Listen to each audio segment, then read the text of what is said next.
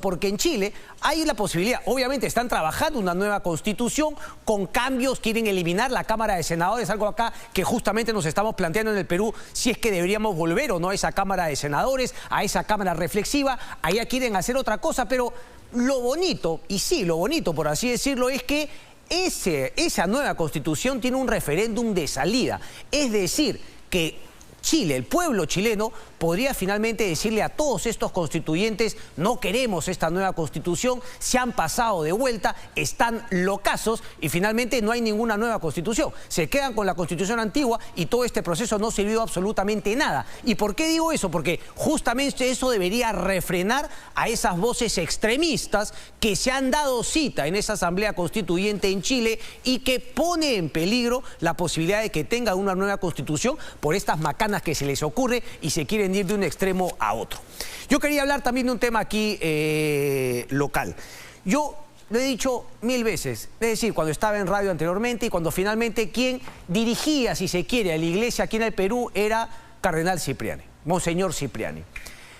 Fui crítico porque sí, es un país bananero, pero no vamos a ser tan bananeros de seguir siendo un Estado en el cual finalmente la religión manda.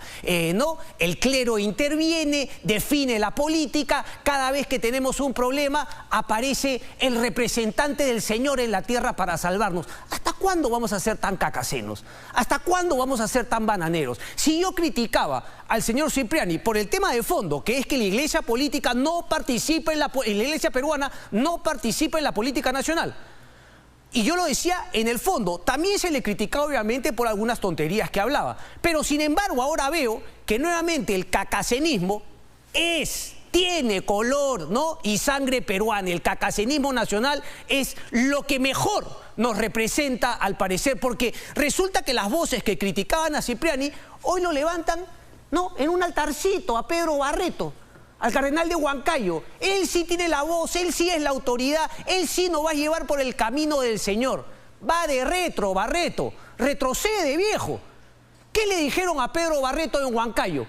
Cuando finalmente se presentó él de motu propio, de manera yayera con el gobierno, para tratar de defender a Pedro Castillo y jugar un papel que nadie le había encomendado. Muéstrame el video, por favor, a ver si recuerda el señor Pedro Barreto, antes de estar saliendo alegremente a ser oficioso, abogado del señor Pedro Castillo. Para mí, lo que ha hecho hoy Pedro Barreto es una vergüenza, como lo hizo en su momento el cardenal Cipriani. Somos unos bananeros y nos merecemos todas las desgracias que tenemos. ¿Qué le dijo el pueblo de Huancayo a Barreto? Antes de seguir hablando, quiero preguntarles a ustedes. ¿Ustedes aceptan que el arzobispo de Huancayo sea el mediador en este diálogo como puente para buscar la verdad y desarrollar esto que es muy importante?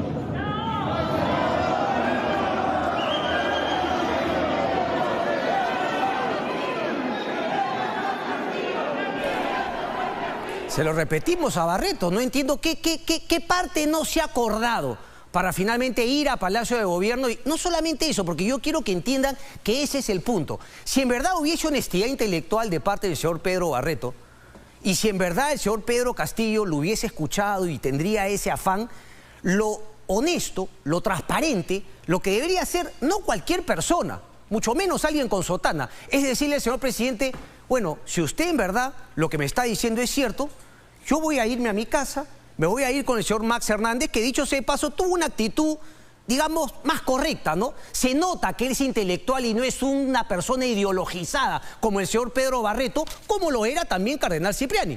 Exactamente igual, dos caras de una misma moneda, pero claro, la hipocresía y el cacacenismo nacional hace que el diario La República le sacaba la mugre todas las veces que correctamente lo tenía que hacer, porque Cipriani se metía en política, cosa que no debía hacer. Y sin embargo, el día de hoy, cuando Pedro Barreto interviene en política, le tiran un titular que uno dice: bueno, la verdad, pues con ese tipo de diarios y con ese tipo de portadas tenemos lo que nos merecemos. Es decir, la hipocresía y la deshonestidad intelectual, el doble rasero en su máxima expresión. Hoy Pedro Barreto, como escabiar, como es de izquierda, como es rojito, sí puede hablar y es la persona que nos va a sacar. Y le dice, junto con Pedro Barreto, el señor Patriu, le dice, bueno, pero ¿ha entendido el señor Castillo que lo que tiene es que está mal asesorado? Por favor, ¿cómo podemos ser tan cacasenos? Es lo que yo no entiendo, la verdad. Bueno, la deshonestidad intelectual, repito, si el señor Barreto en verdad tendría la intención de mejorar y ayudar al país y no defender su ideología y su agenda propia, se hubiese quedado callado, como dijo finalmente Max Hernández, o como lo que ha planteado Max Hernández con 2 pasos para atrás. Decir, bueno, sí ha dicho esto, pero del dicho al hecho hay mucho trecho, habrá que ver qué es lo que hace finalmente el presidente. Pero no salir en este speech por todos los canales de televisión tratando de defender. Me hace acordar también cuando algunas personas fueron invitadas a Palacio de Gobierno, salieron luego a dar una conferencia de prensa, dijeron que el presidente había reflexionado, los había escuchado, iba a cambiar, iba a dar entrevistas. ¿Y qué tenemos? Carta de la Sociedad Nacional de Radio y Televisión porque Castillo sigue amenazando a la prensa. No dio ninguna entrevista más luego de que les dio las entrevistas a los periodistas que no fueron, hicieron ese tema en Palacio de Gobierno. Se las dio a otros medios de comunicación. Cuando vio que no podía controlar a la prensa, no dio más entrevistas. Lo mismo quiere hacer Pedro Barreto. Parece que él tiene justamente esta intención, esta capacidad, porque la ideología lo gana. Decía, si él fuese honesto intelectualmente, le hubiese dicho al presidente Castillo, bueno, ya cumplí mi parte, yo no tengo nada que decirle a la población, el que tiene que decirle a la población es usted. Así que cuando haga lo que ha dicho, a mí me ha dicho que va a hacer y todo el Perú lo conozca, yo volveré a estar a su lado para otro favor que usted me pide, otra cosa. Pero no me pida que yo sea su abogado, defensor, su oficioso, su chupe. Si ya le han dicho en Huancayo que nadie lo quiere. Ese es el problema con el señor Pedro Barreto. Es increíble, pero sin embargo, él sale a priori a protegerlo, a defenderlo, habla porque, claro, ya quisiera yo tener la ironía y el humor negro de Mario Ghibellini, que ayer se escribió una columna espectacular. Interviene el reverendo y ha utilizado frases, claro, un poquito llamativas, ¿no? En la cual nuevamente le sale la verdadera vocación del señor Pedro Barreto. Dice, acallar las voces discordantes. ¿Acallar las voces discordantes, Pedro Barreto? ¿Qué quiere vivir en una dictadura comunista? ¿Eso es lo que le gustaría? Justamente, las voces discordantes son la esencia de la democracia. Eso es justamente un Congreso de la República. Voces discordantes, pero llegar a un acuerdo y sobre todo con esa honestidad intelectual que usted parece no demostrar. ¿Y por qué lo digo? ¿Quién fue el que llevó a Pedro Barreto a Palacio de Gobierno? Guillermo Bermejo. ¿Quién es el íntimo amigo asesor de Guillermo Bermejo? El señor Raúl Noblecía, abogado de Luis Nava, ahora el chupe del señor Guillermo Bermejo.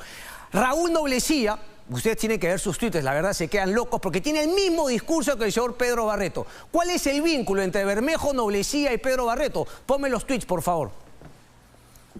Aquí los tenemos. El primero, un honor ser elegido como coordinador de la Comisión de Derecho y Legalidad del Plan Resucita Perú Ahora, en donde sumaré todo mi esfuerzo y esperanza. Gracias, cardenal Pedro Barreto, por liderar una iglesia que despierta y trabaja por la vida y dignidad. Miren todo el rollo que se tira. En ese momento Noblecía, Bermejo, Perú Libre con Cerrón eran un y mugre, eran lo mismo. Ahora se ha peleado Bermejo, Noblecía con el señor Vladimir Cerrón. Por eso tiene esa peleita, pero esa peleita pues no tiene nada de honesta, de transparente. Es solamente una cuota de poder, un cuoteo de poder. Lo que seguramente quiere Barreto es que su amigo Noblecía tenga algún cargo en un ministerio o seguramente Bermejo tenga más poder y se saque finalmente a Vladimir Cerrón. Eso es lo único, viejo. Así que no seamos tan bananeros, no seamos tan cacasenos. Repito, la gente creyente en la iglesia, yo soy un creyente. Pero eso de aceptar que la Iglesia Católica cada vez que hay un problema se tiene que meter, vi además una persona que nadie le ha dado representación, nadie absolutamente le ha dado representatividad, taimado, sinuoso, hipócrita. Pero bueno, aquí en el Perú tenemos pues ese lindo doble rasero, por eso nos merecemos lo que tenemos. En un momento Cipriani no puede hablar.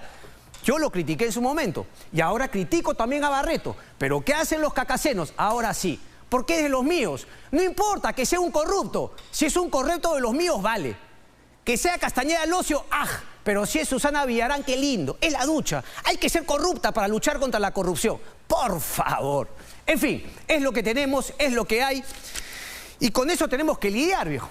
Con eso tenemos que lidiar, pero por favor, ¿hasta cuándo vamos a seguir creyendo que la Iglesia Católica se va a meter en la política y nos va a salvar los problemas? Increíble, la verdad. Pedro